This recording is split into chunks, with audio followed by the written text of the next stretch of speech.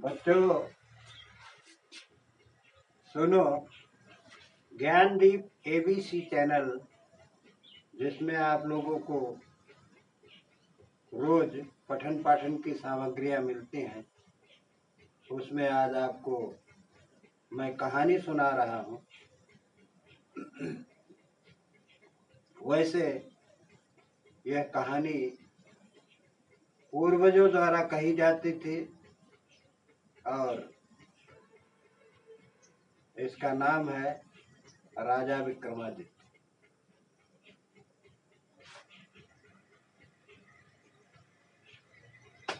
राजा विक्रमादित्य बच्चों, इनके पिता जिनका नाम गंधर्व सेन था, गंधर्व सेन के 4 रानियां थी। वह धारा नगरी के राजा थे। चारों रानियों के कुल 6 पुत्र थे।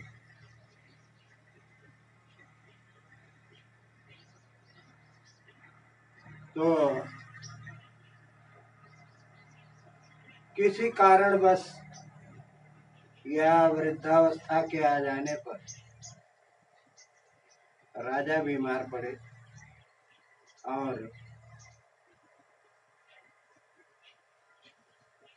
वह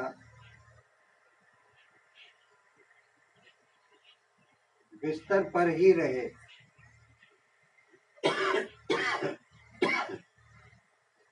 कि 6 पुत्रों में जो सबसे बड़ा था उसका नाम कुंद था। कुंद को राजा बनाया गया। हालांकि 6 में से 6 पुत्र बलशाली, चतुर और शस्त्रों के ज्ञाता थे, बुद्धिमान थे। तो बड़े को राजा बना दिया गया, जैसा कि पहले की परंपरा थी। परंपरा के अनुसार उन्हें राजा बना दिया गया। कहानी है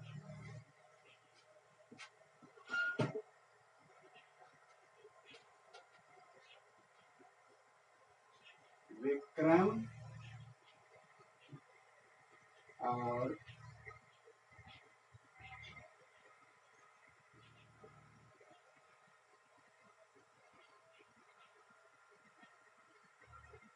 बैताल की।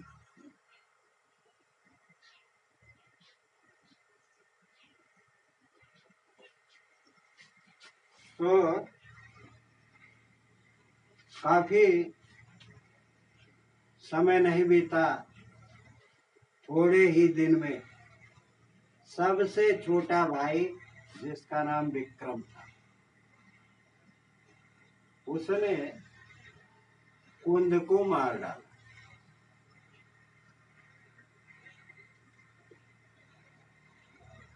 राजा मर गए। वह राजगद्दी पर बैठा परंपरा के अनुसार, और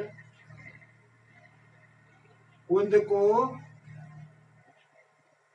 विक्रम ने मार डाला, उनके छोटे भाई ने, और गद्दी हथिया ली।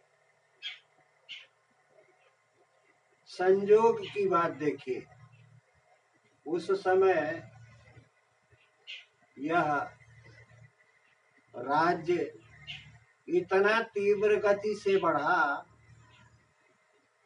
कि काफी साम्राज्य विस्तार हुआ। तो राजा विक्रम जो था, वह अपने मन में विचार किया कि तमाम देशों का नाम हमने सुना है, मगर उसे देखा नहीं है, तो चलो उसे देखते हैं। राजा विक्रम ने राजपाट अपने भाई भर्तृहरि को सौंप दिया और वह साधु बन करके सन्यासी के वेश में पूरी दुनिया के भ्रमण पर निकल पड़े।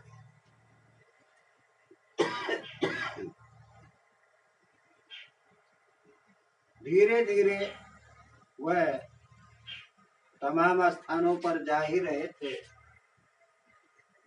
कि एक तपस्वी जंगल में तपस्या कर रहा था।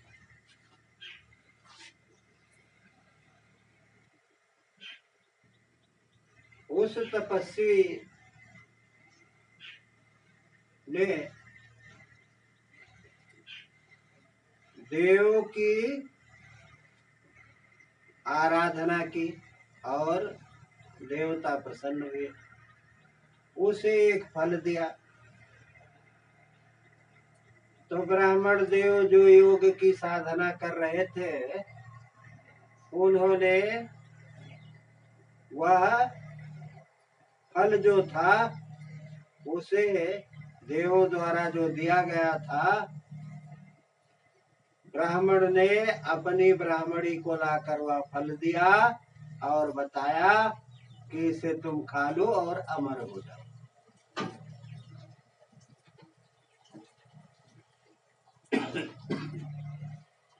तो बच्चों, वह ब्राह्मण अपनी ब्राह्मणी को वह फल दे दिया। तो ब्राह्मणी ने कहा कि जिंदगी भर अमर रह करके हमको क्या भीख ही मांगना है? ये फल तो राजा को खाना चाहिए, राजा को मिलना चाहिए।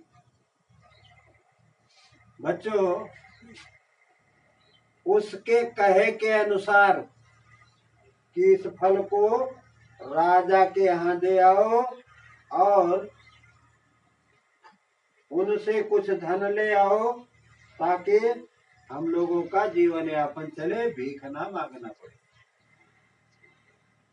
बच्चों, उस फल को लेकर के उस ब्राह्मण ने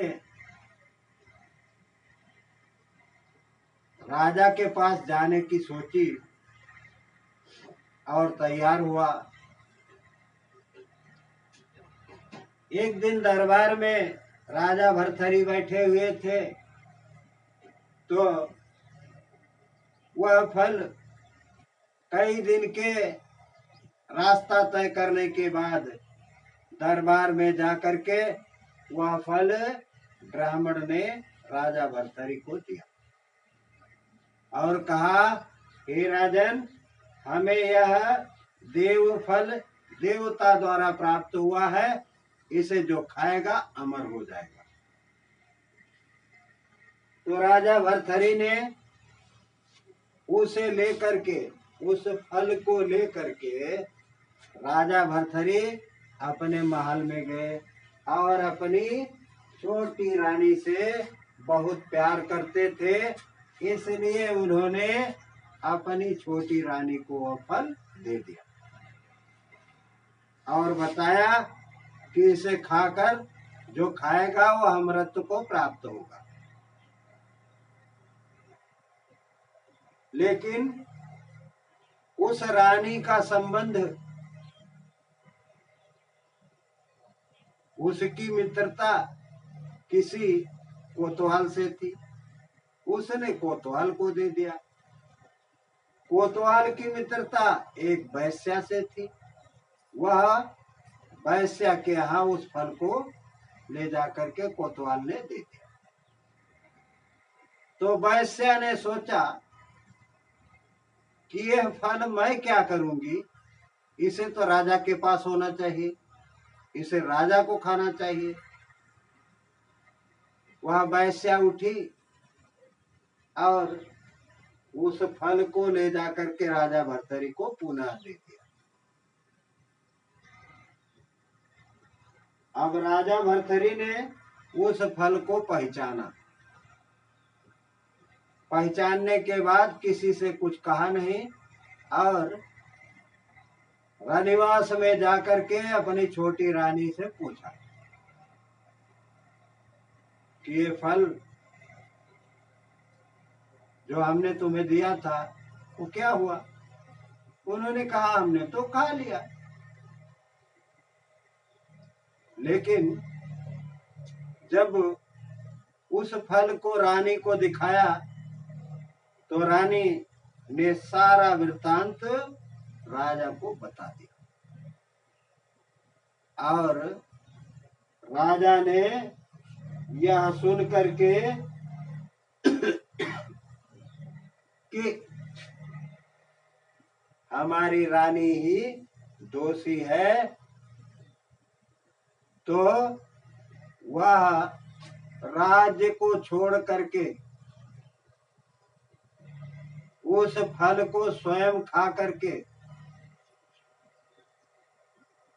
और सन्यासी के वेश में योग धारण करने निकल पड़े। धारा नगरी राजा विहीन हो गई क्योंकि उन्होंने राज्य गद्दी पर किसी को बैठाया नहीं था।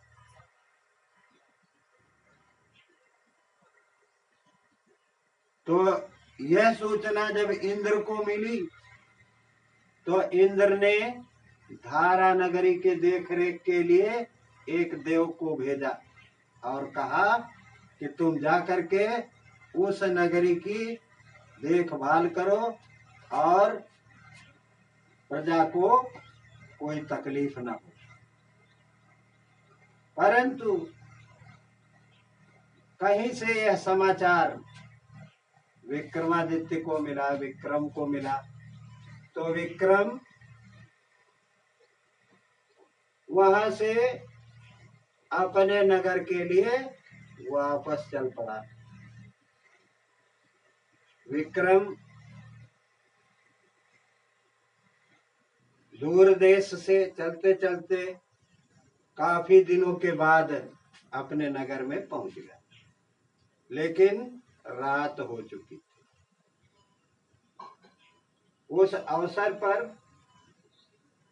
देव ने जो उसकी देखरेख कर रहा था धारा नगरी के की, उसने उन्हें रोका और कहा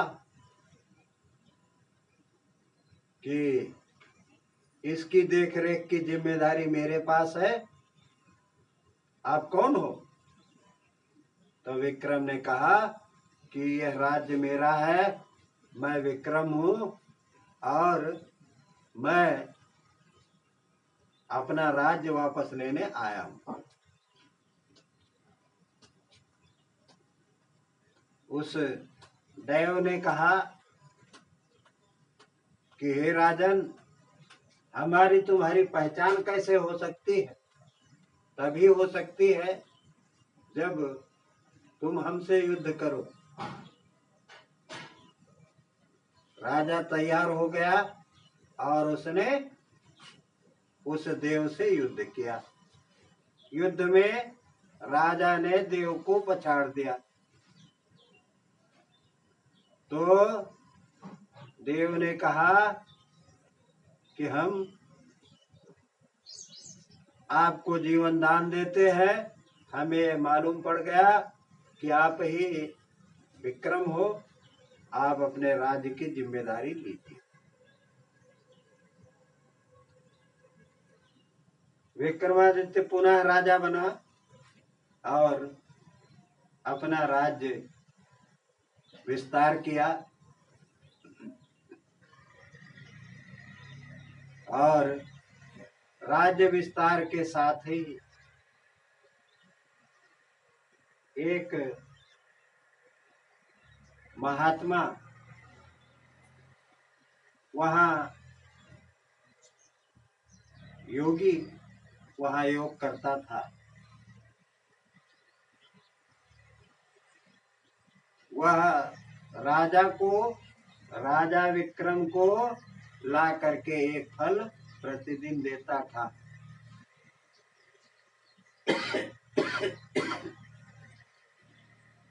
परंतु उस फल को राजा कभी खाता नहीं था, क्योंकि उस देव ने बताया था कि एक ही समय में, एक ही तिथि में तुम्हारे साथ 3 लोगों का जन्म हुआ था। आप धारा नगरी में राजा हैं, और एक तेली का जन्म हुआ था, वह पाताल लोक में राज्य कर रहा है, और एक कुम्हार। तीनों लोगों का जन्म एक ही तिथि और एक ही समय में हुआ था। तो उस कुम्हार ने तेली को मार दिया और उसे ले जा करके मसान में किसी पेड़ पर टांग दिया। और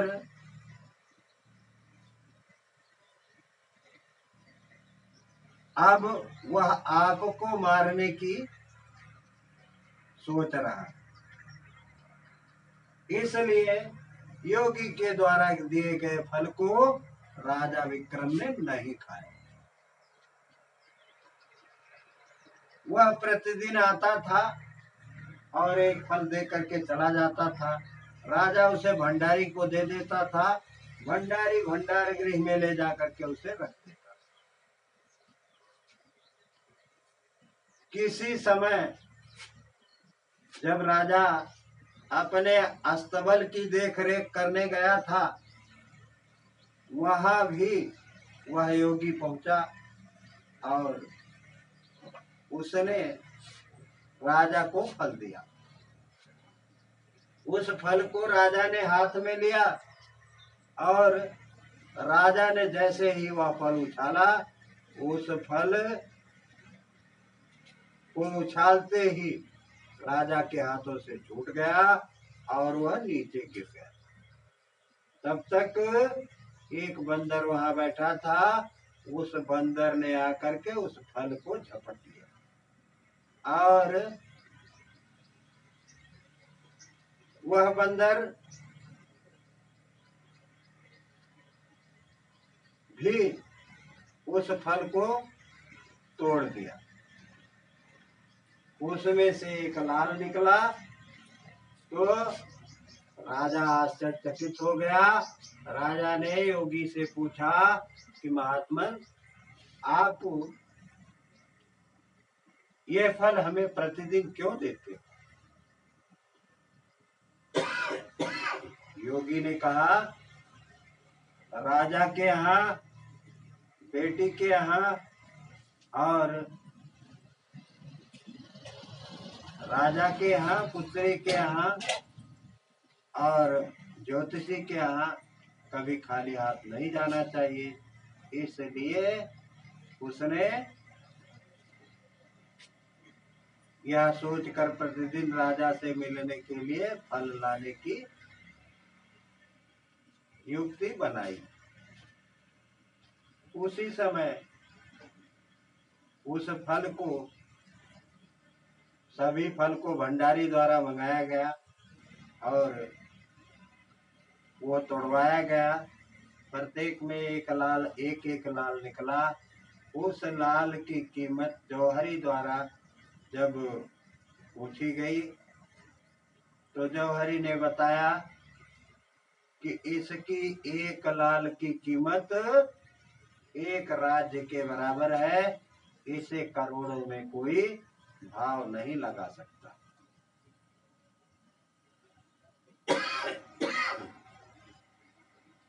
राजा बहुत खुश हुआ और उसने तमाम प्रकार की दान दक्षिणा दे करके उस योगी को उसके मठ पर भेजा। परंतु योगी ने कहा कि हे राजन,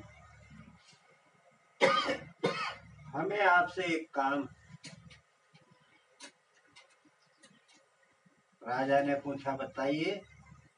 तो योगी ने कहा कि मैं अपने मठ पर जंगल में एक सिद्धि प्राप्त कर रहा हूँ। उस सिद्धि के लिए आपको एक रात्रि हमारे पास आकर के विश्राम करना पड़ेगा।